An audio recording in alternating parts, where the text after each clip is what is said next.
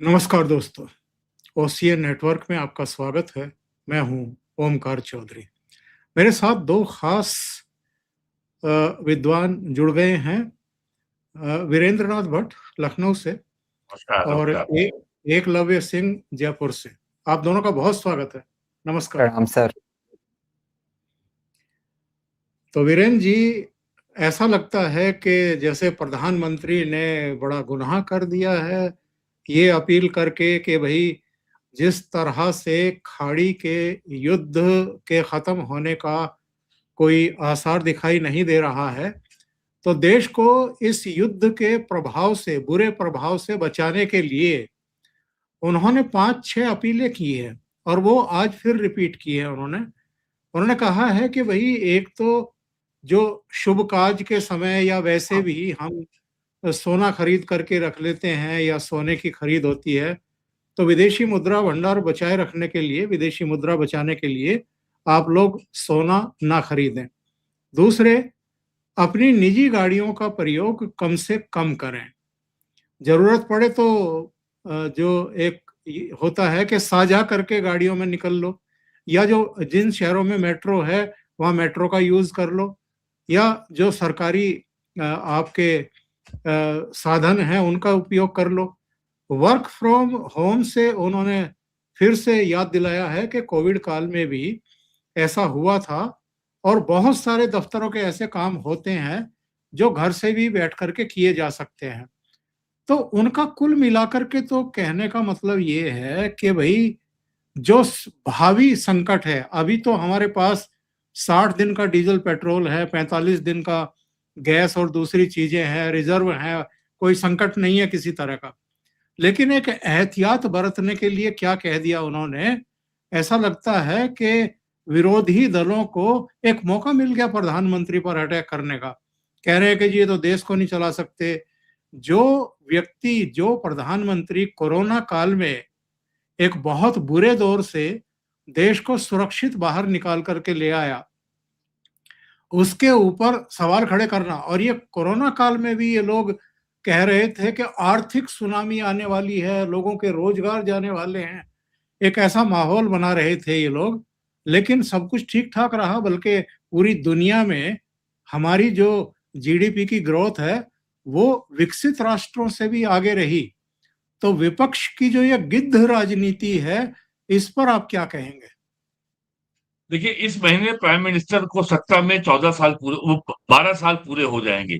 मई 2014 में वो prime minister बने थे और तब से लेके आज तक एक ही लड़ाई चल रही है, फैक्ट वर्सेस नैरेटिव, तथ्य बनाम विमर्श, तथ्य बनाम कहानी। और विपक्ष ने इस कहानी को मनोहर कहानी बना दिया है। और और ये जो अपील की है प्राइम मिनिस्टर ने, किसी भी जिम्मेदार देश के जिम्मेदार नेता को, राष्ट्राध्यक्ष को ऐसी बात, ऐसा संवाद अपने नागरिकों से करना चाहिए। इसमें कुछ भी असामान्य नहीं है। इस समय युद्ध चल रहा है। फरवरी 22 में रशिया यूक्रेन वॉर शुरू हुआ था। उससे भारत को फर्टिलाइजर और सनफ्लावर जो एडिबल ऑयल है वो आना बंद हो गया। उससे हमारे देश में इन्फ्लेशनरी इम्पैक्ट आया। उसके बाद 7 अक्टूबर 2024 को हमास के आतंकवादियों ने 1200 यहूदियों को मार दिया। तो इजराइल हमास और फिलिस्तीन का गाजा में युद्ध शुरू हो गया। जून 2025 आते आते उसमें अमेरिका भी कूद गया। ईरान ने और अमेरिका और इजराइल ने और अमेरिका ने ईरान पे हमले किए। तो वो उस दिन के लिए शांत हो गया। इस साल फरवरी में वो फिर शुरू हुआ। ईरान ने जम के हमले किए और अब की बार युद्ध का क्षेत्र और व्यापक हो गया। ईरान और इजराइल से बढ़कर के ये 12 अरब देशों पे ईरान ने हमले किए। बड़े पैमाने पर वहां पे ऑयल वेल और गैस का जो प्रोडक्शन है बाधित हुआ और क्रूड ऑयल के दाम बढ़े। स्ट्रेट ऑफ हॉर्मुज ब्लॉक हो गया। और ये आपको याद होगा, जब इजराइल का और हमास का युद्ध चल रहा था, तब हूती ने भी, जो यमन के हूती रेबेल ने भी हमले किए थे इजराइल के ऊपर। और उस समय रेड सीज के जरिए जितना भारत का एक्सपोर्ट है यूरोपीय देशों को 24-25 में, उस पर असर पड़ा था। और मालवाहक जहाजों के किराए बढ़ गए और इंश्योरेंस प्रीमियम बढ़ गया और भारत के निर्यातकों को इसका नुकसान झेलना पड़ा। तब तो प्राइम मिनिस्टर ने ऐसी कोई अपील नहीं की थी। क्यों नहीं की थी? और इस समय युद्ध चल रहा है। और भारत के 90 लाख लोग वेस्ट एशिया के अरब देशों में काम करते हैं और साल में 125 to 30 billion dollar remittance Bharat को भेजते हैं। भारत की 10,000 छोटी बड़ी कंपनियों का वहां पे 250-300 बिलियन से ज्यादा का उनका व्यापार है, वो प्रभावित हुआ है। जुलाई 2013 में पी चिदम्बरम फाइनेंस मिनिस्टर थे और उन्होंने हाथ जोड़ करके हिंदी में कहा था, मैं आपसे हाथ जोड़ते सोना मंगाना खरीदना बंद कर दीजिए। पी चिदम्बरम तमिलनाडु के हैं, हिंदी से बहुत दूर रहते, उन्होंने हिंदी में बोला था और ये वीडियो आज पूरे सोशल मीडिया में सर्कुलेट कर रहा है, एकलव जी ने शायद देखा होगा। तो तब तो कोई युद्ध नहीं चल रहा था। आज तो वॉर चलते 4 साल हो गए, रशिया यूक्रेन। और आपको याद होगा रशिया यूक्रेन युद्ध शुरू होने के पहले भारत गेहूं का बहुत बड़ा एक्सपोर्टर था और उसके अलावा यूक्रेन भी बहुत बड़ा गेहूं का प्रोड्यूसर है, एक्सपोर्टर है। जब यूक्रेन का गेहूं अंतर्राष्ट्रीय बाजार में आना बंद हो गया तब गेहूं के दाम चढ़ना शुरू हुए, तब भारत ने भी गेहूं के निर्यात पर तमाम तरह की पाबंदी लगाई थी और केवल गवर्नमेंट टू गवर्नमेंट एक्सपोर्ट हो रहा था।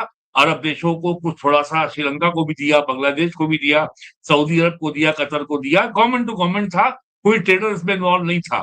तो अब कांग्रेस को ये बताना चाहिए कि 2013 में जब कहीं कोई युद्ध नहीं था और एकदम शांति थी, तब चिदम्बरम साहब क्यों ये हाथ जोड़ के अपील कर रहे थे कि साहब जो है आप सोना खरीदना बंद कर दीजिए। सन 2000 से लेकर 2025 तक भारत ने 700 बिलियन डॉलर का गोल्ड इंपोर्ट किया है। इसमें 300 बिलियन डॉलर का गोल्ड ज्वेलरी बना करके वापस एक्सपोर्ट कर दिया गया।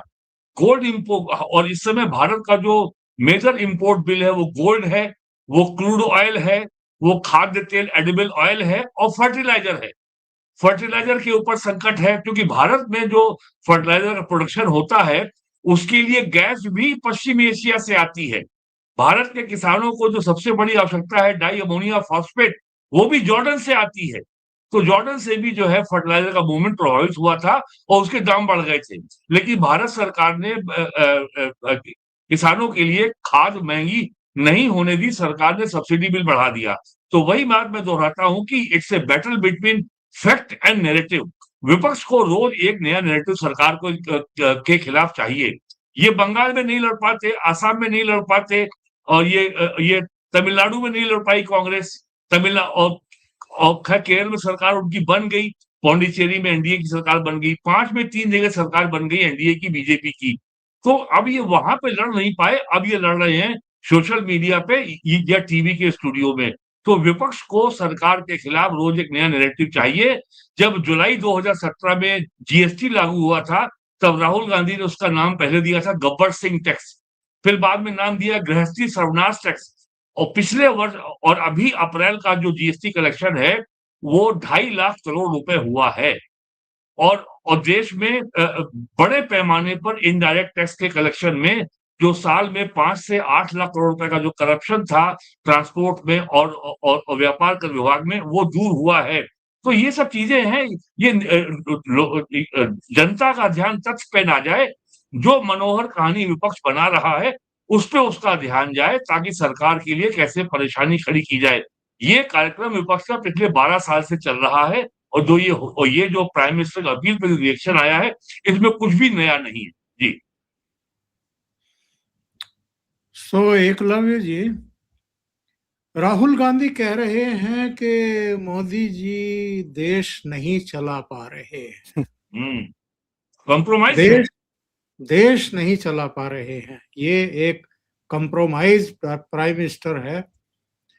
तो देश नहीं चला पा रहे हैं मतलब राहुल गांधी ही या उनका खानदान ही देश चलाने के लिए एंटाइटल है? यही लोग काबिल हैं इस देश में, और कोई ऐसा काबिल व्यक्ति है ही नहीं जो देश को चला सके। सर देखिए, मुझे ऐसा लगता है कि राहुल गांधी जी की दूरदृश्यता ऐसी है कि उनको ये दिख जाता है कि हमारे यहाँ भारत सरकार और देश के लिए क्या आपदा आने वाली है। उनको यहाँ तक दिख जाता है कि ममता बनर्जी जी के लिए क्या आपदा आने वाली है।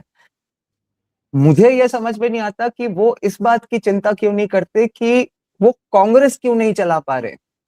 मतलब ये भी तो एक सोचने वाली बात है ना सर, कि 12 वर्ष में मतलब मोदी जी के आने के बाद से कांग्रेस किस हाशिए पे पहुंच गई है, इसकी चिंता नहीं सता रही।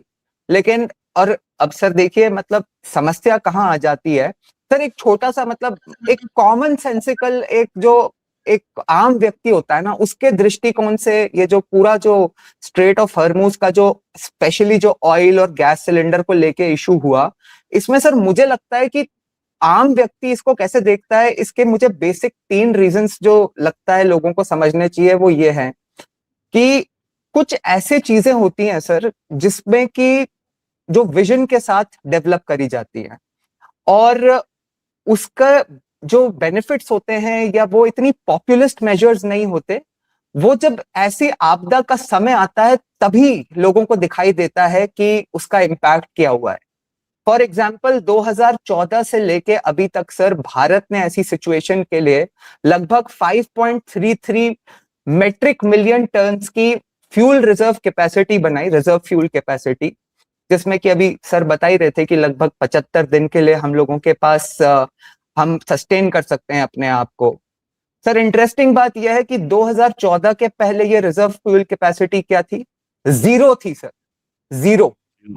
उसके अलावा सर एक चीज जो होती है कि जिस तरह से हमने अपनी सोर्सिंग को डाइवर्सिफाई करा, पहले हम लगभग करीब 26-27 कंट्रीज से जो लिया करते थे, आज 41-42 कंट्रीज से हम अपनी सोर्सिंग करते हैं। तीसरी बात सर, एथेनॉल ब्लेंडिंग के बारे में आजकल बहुत बात होती है, उस पर डिबेट होती है, लेकिन ऐसी सिचुएशन में हमें उसका कितना फायदा हो रहा है, इसके इम्पैक्ट को भी डिस्कस किया जाना चाहिए। उसी तरह से सर जिस तरह से हमने ओवर द इयर्स अपनी सोलर कैपेसिटी को बिल्ड करा है, ये लोग इसको मतलब अडानी अंबानी से रिलेट करते रहते हैं, लेकिन सच्चाई ये है कि अपने को एनर्जी के लिए सेल्फ सफिशिएंट बनाने में इसका बहुत बड़ा हाथ है सर।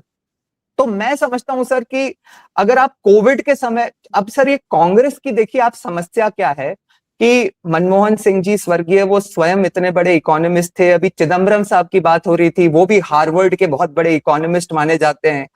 लेकिन सर आपको मतलब एक घटना याद दिलाऊं मैं, ये भी मतलब सोशल मीडिया पे भी बहुत पॉपुलर हुआ था ये वीडियो, कि किस तरह से डीमोनेटाइजेशन के बाद जब यूपीआई की बात होती थी तो चिदम्बरम जी ने उसका सदन के पटल से मजाक उड़ाया था कि भाई ये गांव वाली, एक ठेले वाली क्या क्रेडिट कार्ड यूज करेगी, वो उसको क्या वहां पे वाईफाई मिल जाएगा। सच्चाई ये है सर कि आज भारत का ये यूपीआई मॉडल विश्व प्रसिद्ध है और बड़ी बड़ी इकोनॉमीज हमें इनवाइट कर रही हैं कि आप हमारे लिए आके ऐसा सिस्टम डेवलप करो। तो सर ये उसी तरह से सर आपने देखा होगा कि कोविड में भी कई चीजें थी जिसमें कि इन्होंने तो किसी चीज को मोदी वैक्सीन बना दिया था, मोदी वैक्सीन का नाम दे दिया था।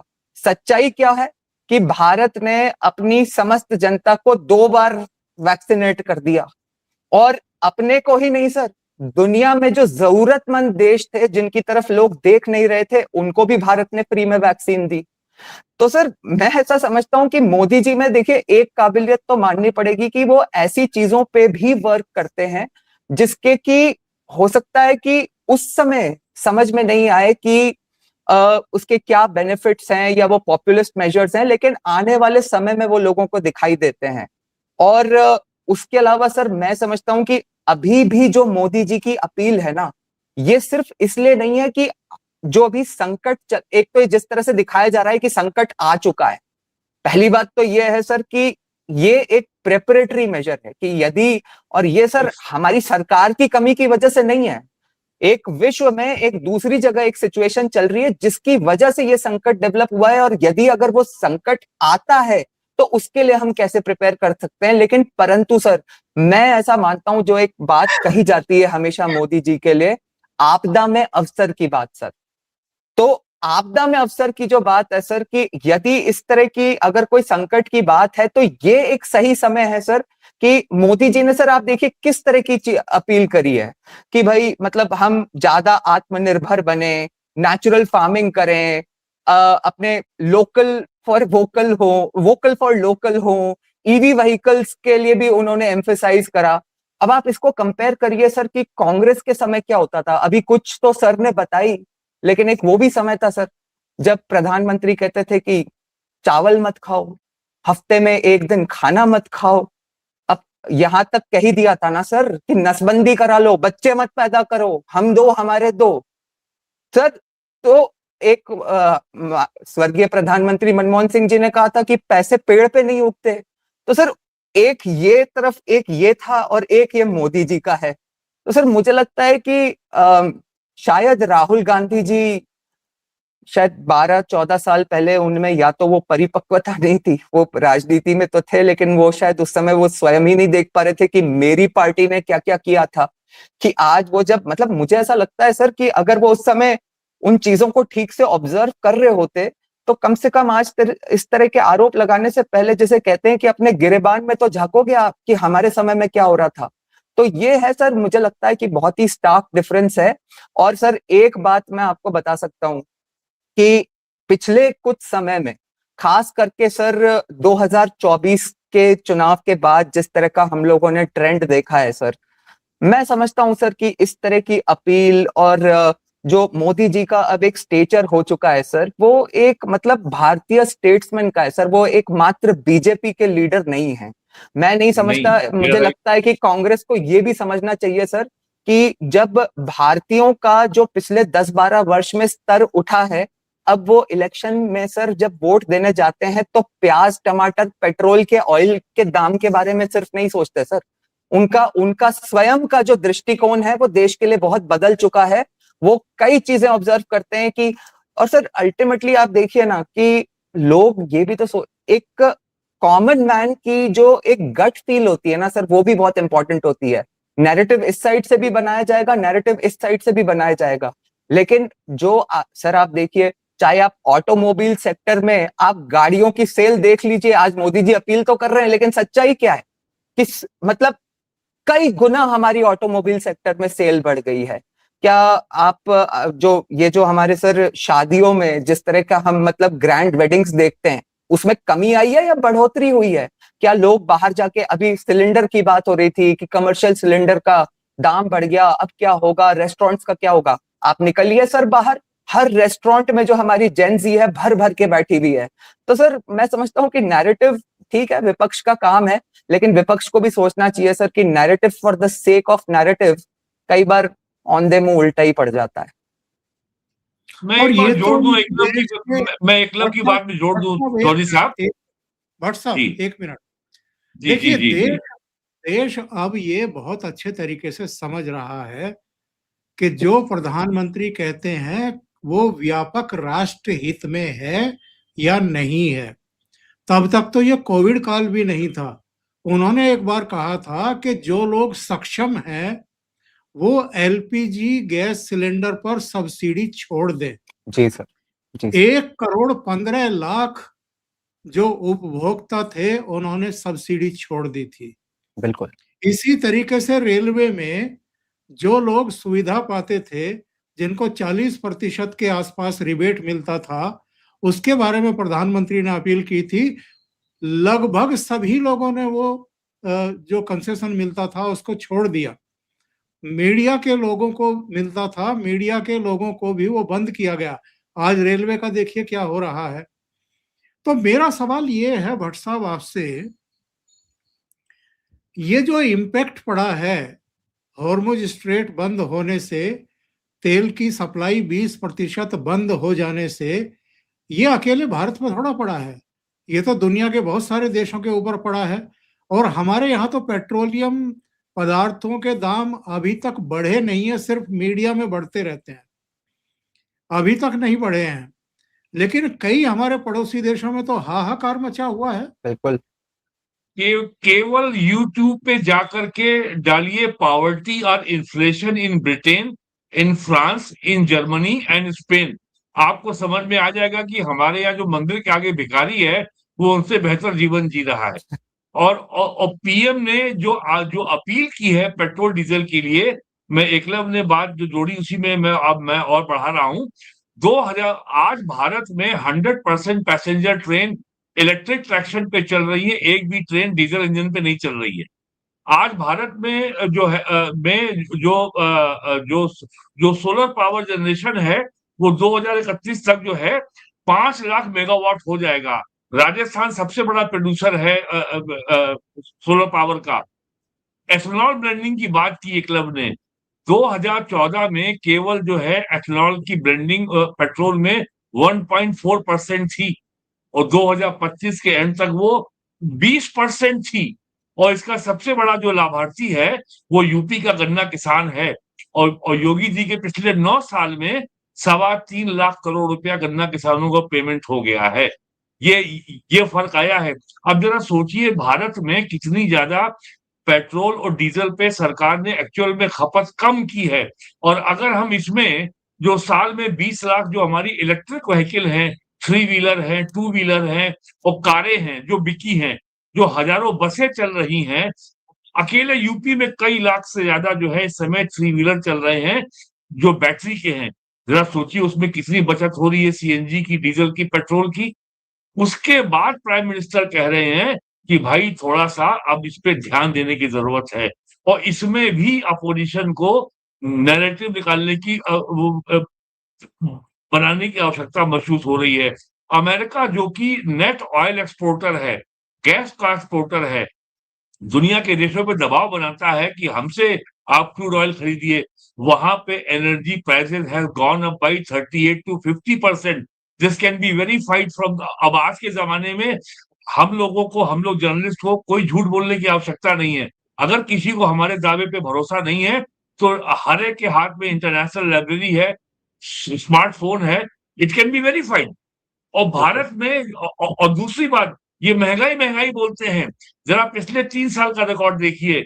रिजर्व बैंक का जो इन्फ्लेशन का जो टॉलरेंस बैंड है 4% का, पिछले 3 साल से महंगाई उससे नीचे चल रही है। और लास्ट ईयर तो 1.5% पे आ गई थी। और ज्यादा महंगाई अगर कम होती है तो उससे किसान को संकट पैदा हो जाता है, उसको अपनी उपज का मूल्य नहीं मिलता। तो ये केवल जो है हमेशा एक फर्जी नैरेटिव बनाना। अगर भारत सरकार को अपने एयर डिफेंस को मजबूत करने के लिए फाइटर जेट की आवश्यकता है 5th जनरेशन का, तो रफाल खरीदेगा भारत, तो राहुल गांधी कहेंगे चौकीदार चोर है। फिर वही नैरेटिव शुरू हो गया। तो नैरेटिव शब्द की जो गरिमा को ही इन्होंने ध्वस्त कर दिया है। और नैरेटिव माने मनोरम कहानियां हो गया है, रोज एक नई कहानी। तो इसकी इतनी लंबी दास्तान है कि एक अगर आप 2 घंटे का अलग से एक प्रोग्राम करें तो वो भी कम होगा। तो और इससे ये साफ लग रहा है कि प्राइम मिनिस्टर को और एक बात इन्होंने नहीं बताई, यूएई ओपेक के बाहर आ गया है, ऑयल प्रोड्यूसिंग एक्सपोर्टिंग कंट्रीज के बाहर आ गया है।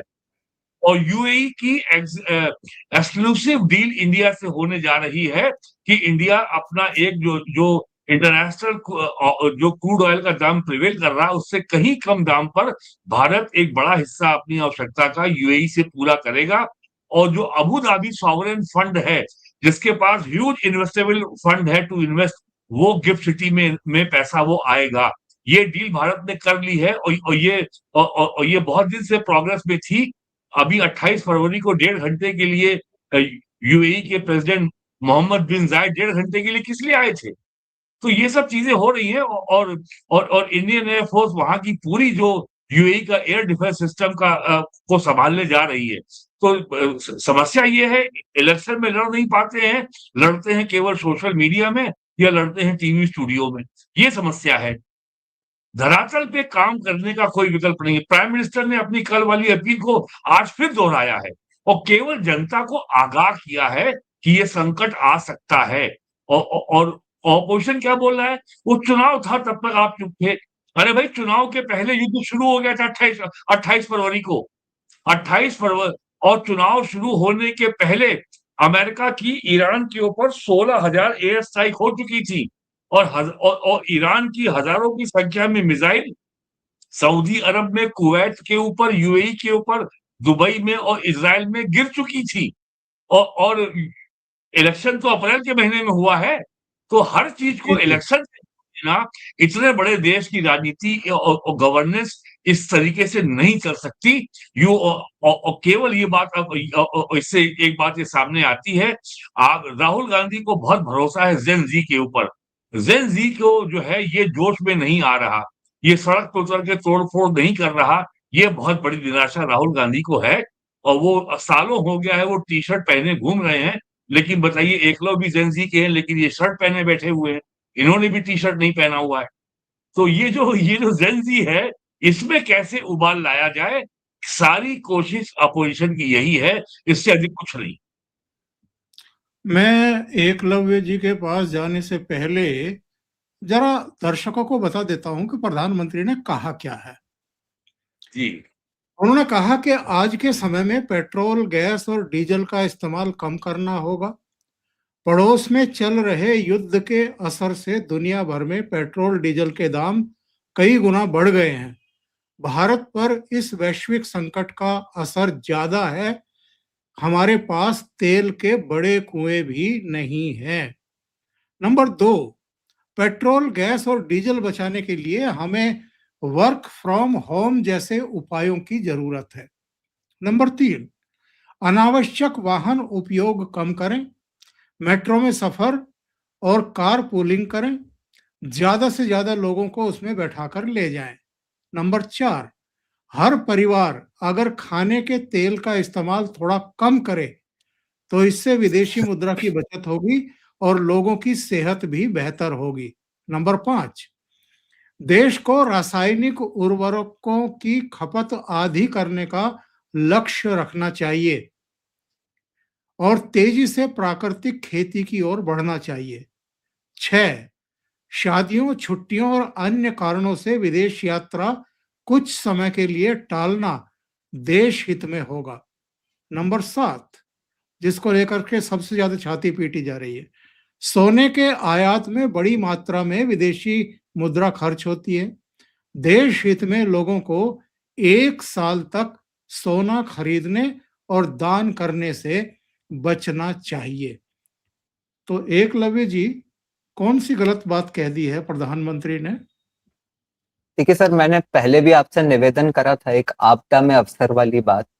मैं ऐसा समझता हूं सर कि ये जो आपने सारी बातें लिस्ट करी, एक मतलब स्तर अलग अलग हो सकता है, लेकिन ये चीजें तो लोगों को अगर संकट नहीं हो तो भी प्रैक्टिस करने की कोशिश करनी चाहिए। Yes. मैं ऐसा व्यक्तिगत मतलब समझता सही हूँ बात। सर। सर देखिए, एक चीज समझना बड़ा मतलब मैं मानता हूँ कि इम्पोर्टेंट है कि अभी जैसे आपने देखा होगा कि एक रोना पीटना ये बड़ा इन सारी चीजों को लेके चल रहा है कि अब चुनाव खत्म हो गए तो मोदी जी अपील करने पे आ गए, चुनाव में मोदी जी को कुछ याद नहीं आया। और सर मुझे तो मतलब बड़ा अजीब सा लगा कि मैंने कोई बड़े एंकर्स को भी इस बात को कहते हुए नहीं देखा, परंतु इसी बजट सेशन में सर मोदी जी ने सदन के पटल से देश को आगाह किया था। उन्होंने बकायदा दोनों हाउसेस में स्टेटमेंट दे के बताया था कि संकट है और हमें इसके लिए प्रिपेयर्ड रहना चाहिए। आज उन्होंने उसकी एक, आप कह सकते हैं कि एक डिटेलिंग थोड़ी सी कर दी या थोड़ी सी डिटेल्ड स्ट्रैटेजी बता दी कि हम इसके लिए क्या क्या कर सकते हैं, परंतु मोदी जी ने चुनाव के पहले भी आगाह किया था। देखिए सर, मैं समझता हूं कि कांग्रेस या राहुल गांधी और मोदी जी में जो फंडामेंटल डिफरेंस है ना ऐसी सिचुएशंस को टैकल करने के लिए, और क्यों दोनों की नियति अलग अलग है और क्यों जनता मोदी जी पे विश्वास करती है, कि 3 पैरामीटर्स हैं सर। एक तो सर नीति, जो इस सरकार की पिछले 10-12 वर्ष में नीतियां रही हैं। दूसरा सर मोदी जी का जो एक जिसपे जनता उनके जिस नेतृत्व पे विश्वास करती है सर, ये सिर्फ 12 साल की बात नहीं है, 25 वर्ष से सर एक एज एन एडमिनिस्ट्रेशन एक प्रोवन ट्रैक रिकॉर्ड है सर। तो 25 वर्ष का नेतृत्व है सर। तो नीति, नेतृत्व और सर एक मैं कहूंगा कि सर जिसे कहते हैं ना नियत, कि यदि अगर कभी कोई प्रॉब्लम, और मोदी जी स्वयं कहते हैं सर कि ऐसा नहीं है कि मुझसे गलती नहीं हो सकती या देश पे मतलब कभी कोई प्रॉब्लम नहीं आ सकती, ऐसा थोड़ी कहते हैं। लेकिन सर देश उन्हें ट्रस्ट करता है कि इस आदमी की नीयत जो है ना, वो देश के लिए मतलब पूरी तरह से समर्पित है सर। तो मैं समझता हूं सर कि ये जो नीति, नियत और नेतृत्व, ये जो तीनों चीजें हैं, अब आप इसको कंपेयर कर लीजिए सर दूसरी साइड, ना नीति है, ना नियत है, ना नेतृत्व है। और सर एक मतलब अगर इसमें एक ऐड करूं आपकी परमिशन से, तो एक जो संगठन वाली भी बात होती है ना सर, कि कांग्रेस के संगठन की हम हालात तो देख ही रहे हैं सर। और बीजेपी में या ऑन द अदर हैंड जब से मोदी जी या अमित शाह जी ने मतलब जिस तरह से बीजेपी के संगठन को टेक ओवर करा है, तो अमित शाह जी ने तो मतलब ऑर्गेनाइजेशनली तो बीजेपी को हैंडल करा ही है, लेकिन मोदी जी की ताकत यह है सर कि जो आम व्यक्ति देश का है ना, वो भी उनका संगठन बना है। आज मतलब आपको, मुझे या वीरेंद्र जी को मोदी जी कोई खाना थोड़ी दे रहे हैं, हम बस तर्क संगत तरीके से लोगों को बता रहे हैं कि दोनों ही मतलब तरफ में अंतर क्या है। तो मैं समझता हूं सर कि ये कुछ डिफरेंसेस हैं, और मैं तो मानता हूं सर कि सामान्य व्यक्ति की सहज बुद्धि, इसको जो हमारा विपक्ष अंडर एस्टिमेट करते रहता है ना, उनकी सबसे बड़ी जो मतलब दुर्भाग्य है उनका ये है, क्योंकि शायद उनको ग्रास रूट का एक्सपीरियंस कम है। वीरेंद्र जी, आखिर में आपकी टिप्पणी। विपक्ष का ये हाल नहीं हो गया है कि अगर मोदी जी ये कहें कि गोबर बहुत बुरी चीज है, ये नहीं खानी चाहिए, तो ये सारे प्लेट भर भर करके गोबर खाना शुरू कर देंगे? अरे गोबर गायब हो जाएगा मार्केट से, कंडे नहीं मिलेंगे लोगों को। आप क्या बात कर रहे हैं सर? देखिए, मूल बात यह है कि नरेंद्र मोदी के 12 साल में सबसे गलत काम यह हुआ है कि हमारे सिस्टम में अकाउंटेबिलिटी आ रही है, हमारे सिस्टम में ट्रांसपेरेंसी आ रही है। जो चंद्रनाथ रथ, जो शुभेंदु अधिकारी के पीए का जो मर्डर हुआ, उस मूर्ख आदमी ने केवल एक गलती की, जो उसने यूपीआई से अपना टोल प्लाजा का पेमेंट किया और उसको पकड़ लिया पुलिस ने। और आज जो है, मैं अभी डाटा देख रहा था कि अक्टूबर 2021 तक ये टोल प्लाजा पे, जो हाईवेज पे जो टोल का कलेक्शन था, वो मात्र 5,000 करोड़ रुपए था। 2025-26 में ये बढ़ के 80,000 करोड़ रुपए हो गया है। आज 100% गाड़ियों के ऊपर फास्ट टैग लगा हुआ है। अगर कोई गाड़ी चोरी हो, अगर होगी लखनऊ से, और वो अगर दिल्ली की ओर जाएगी, तो खाली उसमें ये नहीं पता लग जाएगा कि गाड़ी कहाँ गई है, उस गाड़ी में बैठे हुए ड्राइवर की फोटो भी आ जाएगी। तो अगर सिस्टम में जैसे जैसे ट्रांसपेरेंसी और अकाउंटेबिलिटी आएगी, और राहुल गांधी जैसे जो एंटाइटल्ड एलीट हैं, अच्छा, मुझसे पूछ लिया एयरपोर्ट पे, तुमने रोक दिया हमको ग्रीन चैनल पे। मेरा सर्वेंट 10 साल पीएम रहा, मनमोहन सिंह, और मेरे पापा जो है 5 साल पीएम रहे, मेरे पापा की मम्मी जो है 15 साल पीएम रही, मेरे पापा की मम्मी के पापा 15 साल पीएम रहे, और तुमने मुझसे पासपोर्ट वीजा पूछ लिया। तो ये जो एंटाइटल्ड एलीट है लुटियंस दिल्ली का, उसका जो सामंती जो उसका बिहेवियर है, और जो उसकी फ्यूडल ईगो है, वो बुरी तरीके से हर्ट हुई है। अब आप एंटाइटल्ड एलीट नहीं है। जिस तरीके से आप केवल प्राइम मिनिस्टर मोदी 11 साल में जितने लोगों को राष्ट्रपति भवन में पद्म भूषण, पद्म विभूषण पुरस्कार दिए गए हैं, उसमें बड़ी संख्या ऐसे लोगों की है जिन्होंने कभी सपने में नहीं सोचा होगा कि वो जाएंगे। राष्ट्रपति भवन तो बहुत दूर की बात है।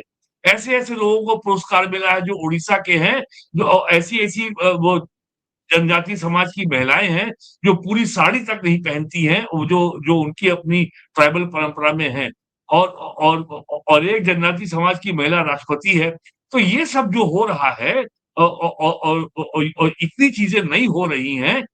अब जिस तरीके से कल कल प्राइम मिनिस्टर ने झुक के प्रणाम किया कलकत्ता के परेड ग्राउंड में, और जो श्यामा प्रसाद मुखर्जी के पुराने साथी 98 इयर्स के थे सरकार साहब, उनके पांव छुए, ये सब भारत के सामंती नेताओं की संस्कृति में कभी था ही नहीं।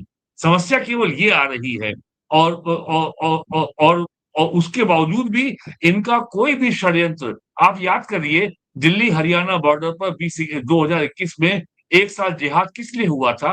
राजस्थान में भी हुआ था। किस लिए हुआ था? अगर भारत सरकार ने कानून बनाया था कि एसेंशियल कमोडिटी एक्ट में व्यापारियों को स्टॉक लिमिट हमने बढ़ा दी है, सब्जेक्ट टू द प्रोविजन, यदि अगर इन कमोडिटी की मार्केट में शॉर्टेज हुई, दाम बढ़ेगी, तो सरकार स्टॉक लिमिट दोबारा इम्पोज कर सकती है। इसमें कहां से अडानी अंबानी का फायदा हो रहा है? तो ये जो फेक नैरेटिव है कि बीजेपी पावर में आ जाएगी तो संविधान खत्म हो जाएगा, आरक्षण खत्म हो जाएगा। अब राहुल गांधी अभी 1-2 महीने पहले किसी हॉस्पिटल में गए थे और बोले, तुम जो इलाज करा रहे हो और जो पैसा दे रहे हो, ये अडानी के जेब में जा रहा है। अरे भाई, अडानी तो कोई प्राइवेट हॉस्पिटल है ना, अडानी फार्मास्यूटिकल सेक्टर में है ना, अडानी की कोई मेडिकल इंश्योरेंस कंपनी है। अडानी के पास कहां से जा रहा है, मुझे बताइए एकलव जी। अडानी ना फार्मा सेक्टर में है, ना हेल्थ सेक्टर में है। सर उसका आपने जिस क्रम में ये बात कही ना कि वो गोबर की सेल वाली, तो सर आज हाँ, जो उसी क्रम में आज जो खबरें आ रही हैं, आज सारे जौहरियों की दुकानें कांग्रेसियों से ही भरी पड़ी, सब निकल गए सोना हाँ, खरीदने के लिए। मोदी जी ने हाँ, मना जो कर दिया है सोना खरीदने के मना जो लिए, कर दिया है, तो हाँ, तो दाम ये बढ़ जाएगा। समस्या है। तो ये 12 साल हो गए हैं। अब जितने यूट्यूबर दिल्ली में बैठे हुए हैं, वो 12 साल से मोदी को लगातार गाली दे रहे हैं। एक यूट्यूबर कह रहा था कि मेरठ से प्रयागराज का हाईवे बन गया, एक्सप्रेसवे बन गया है, 5 घंटे पहले पहुंच जाओगे। तो कह रहा है 5 घंटे पहले पहुंच के करोगे क्या? अरे भाई, वहां जाके हम गंगा नहाएंगे, आपसे क्या समस्या है? और उसके पास कोई तर्क ही नहीं है। एक्सप्रेसवे बनना 600 किलोमीटर का एक्सप्रेसवे, जिसमें करीब कॉस्ट आई है 38,000 करोड़ रुपया, 12-15 हजार करोड़ रुपया सरकार ने उस पर लैंड एक्वायर किया है, उस पर ट्रैफिक चालू हो गया, हजारों करोड़ अरबों रुपए का डीजल पेट्रोल साल में बचेगा और इसके ओवरऑल अलावा इकोनॉमिक एक्टिविटी उसके बढ़ेगी। उसके दोनों तरफ इंडस्ट्रियल कॉरिडोर बनेंगे यस, अभी। 5 साल लगेगा, देखिए, it will witness huge economic activity in in in next few years. तो अब तर्क नहीं बचा है, अब केवल कुतर्क हो रहा है। अब जीएसटी से आपको परेशानी है, तो आप कह रहे हो गब्बर सिंह टैक्स, कभी आप कह रहे हो गृहस्थी सर्वनाश टैक्स। तो अप्रैल के महीने में जीएसटी कलेक्शन 2.5 लाख करोड़ रुपए हुआ है। तो ये सब चेंज आ रहे हैं, तो सर जब मुझे डिफॉल्ट सेटिंग बदलेगी, तो लोगों को परेशानी होगी सर। जी। सर मुझे ऐसा लगता है सर कि ऑन अ सीरियस नोट मुझे लगता है कि देश में एक अलग अलग राज्यों में जिस तरह से 2024 के बाद से जो मोदी जी की बाउंस बैक वेव रही है, अब जिस तरह से उनका 25 वर्ष का ट्रैक रिकॉर्ड रहा है, एक सर चेतना है, पूरे देश में चेतना है कि समस्त राज्यों में लोग चाहते हैं कि एक बार कम से कम यहाँ भी भाजपा की सरकार बने। तो क्योंकि अब सर क्या हो रहा है कि ये लॉन्ग टर्म नीतियों की वजह से जो दूसरे देशों में, सॉरी दूसरे प्रदेशों में जो वो जिस तरह का विकास देख रहे हैं, तो लोगों की इच्छा होती है कि हमारे यहाँ भी इस तरह का विकास अब हमें देखने को मिले अपनी आंखों से, और उसको मतलब जीने का अवसर मिले। मतलब आप देखिए सर कि इन नीतियों की वजह से और उसके कारण इन विक्ट्रीज और मैंडेट्स की वजह से किस तरह का डी जनरेशन हो गया है कई लोगों के दिमाग का। अभी सर ने एक फरमाया ही कि वीरेंद्र जी बता रहे थे कि भाई मतलब जो हमारे महान पत्रकार हैं वो कह रहे थे कि 5 घंटा पहुंच के पहले करोगे क्या। अब उसी तरह से सर आप देखिए कि ये बंगाल की विक्ट्री का इम्पैक्ट, अखिलेश यादव जी कल महाराणा प्रताप का साफा और तलवार लेके घूम रहे थे। कतई समझ में नहीं आ रहा सर कि अब करना क्या है। तो सर मुझे तो मतलब सबसे अरे इंटरेस्टिंग बात, एकनाथ जी, जो भारतीय न्याय संहिता है जिसने आईपीसी को रिप्लेस किया है, वो पूरे देश में जुलाई 2024 से लागू है। बंगाल सर में आज कैबिनेट ने फैसला किया कि हम लागू करेंगे। बंगाल में अभी जो है, बीजेपी के मैनिफेस्टो में था कि हम 7वां वेतन आयोग लागू करेंगे। जी यूपी के लोगों को अगले कुछ महीनों में 8वां वेतन आयोग मिलने वाला है। जी अभी बंगाल में 7वां नहीं आया है, सोच लीजिए। सर सर आयुष्मान भारत की योजना का लाभ पूरे देश को मिल रहा है, केवल दिल्ली के में केजरीवाल के समय नहीं मिल रहा था और ममता के समय बंगाल में नहीं मिल रहा था। भाई, आपकी जनता से क्या दुश्मनी है? दुश्मनी आपकी बीजेपी से, आप उससे लड़ो, लेकिन जनता क्यों पिसे आपके आपके झगड़े में?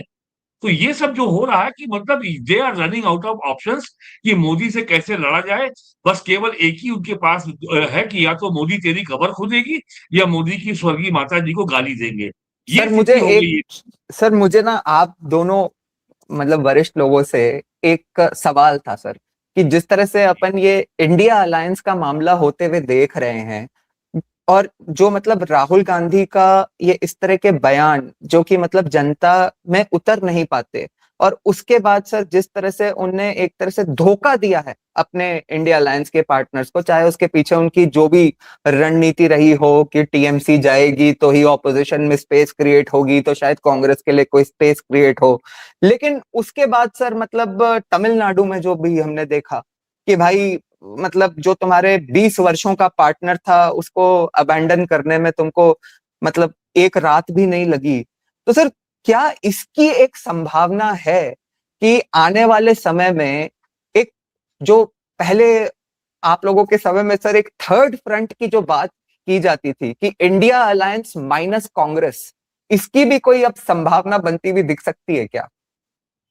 Absolute no. जिस तरीके से बीजेपी ने रीजनल पार्टीज को जो है कि इसको साफ किया है, मैं कहूंगा गंदगी को साफ किया है, रीजनल पार्टीज की गंदगी को। यूपी है, बिहार है, और महाराष्ट्र है, बंगाल है, उड़ीसा है, हरियाणा है। तो रीजनल पार्टीज केवल सौदेबाजी का इंस्ट्रूमेंट थी, और उनका कोई पॉलिटिकल विजन, कोई पॉलिटिकल आइडियोलॉजी कभी उनके पास थी नहीं। तो और अगर कांग्रेस के लिए मौका है कि उसको मेहनत करनी चाहिए, and it should emerge as a national alternative to the BJP. लेकिन कांग्रेस जिस तरीके से बीजेपी ने मेहनत करके जगह बनाई बंगाल में, वो काम कांग्रेस कभी कर ही नहीं सकती। सर, मेरे कहने का औचित्य ये नहीं था सर कि मतलब जो थर्ड फ्रंट एक सक्सेसफुल थर्ड फ्रंट हो सकता है या नहीं, लेकिन मेरे कहने का मतलब ये था कि ये जो है जो सो कॉल्ड थर्ड फ्रंट, क्या ये कांग्रेस को अब अबैंडन करने की सोच सकते हैं या नहीं, ये था। नहीं, देखिए, एंटी बीजेपी कोई भी अलायंस बनेगा तो उसका एंकर तो राष्ट्रीय पार्टी ही होगी, यानी कांग्रेस। समाजवादी पार्टी या किसी भी राज्य की जो क्षेत्रीय पार्टी है, it can never lead A national alliance. BJP के अगेंस्ट जो भी अलायंस बनेगा वो राष्ट्रीय पार्टी ही लीड करेगी। कांग्रेस की जो भी सीटें आए अगले लोकसभा चुनाव में भी, but Congress will remain a national party for a very long time to come. तो ये क्षेत्रीय पार्टियों को कांग्रेस के नीचे, झंडे के नीचे ही आना पड़ेगा। लेकिन ये इलेक्शन में आ जाती हैं और फिर कहती है कि ये अलायंस तो लोकसभा के लिए था, राज्यसभा और स्टेट इलेक्शन के लिए नहीं है। It has to be permanent alliance, not only arithmetic but also the chemistry. मेरा ये दृढ़ मत है कि राहुल गांधी आपके इस नैरेटिव को गलत साबित करके रहेंगे। मुझे भी ऐसा लगता है सर। वो लगे हुए हैं, गांधी जी का सपना पूरा करके रहेंगे और खत्म कर दो उसको, खत्म कर देंगे वो। बहुत बहुत धन्यवाद आप दोनों का। वैसे ये ऐसा मुद्दा है जिस पर हम अलग से शो करेंगे। बहुत बहुत धन्यवाद। Thank you so much. Thank you sir, प्रणाम।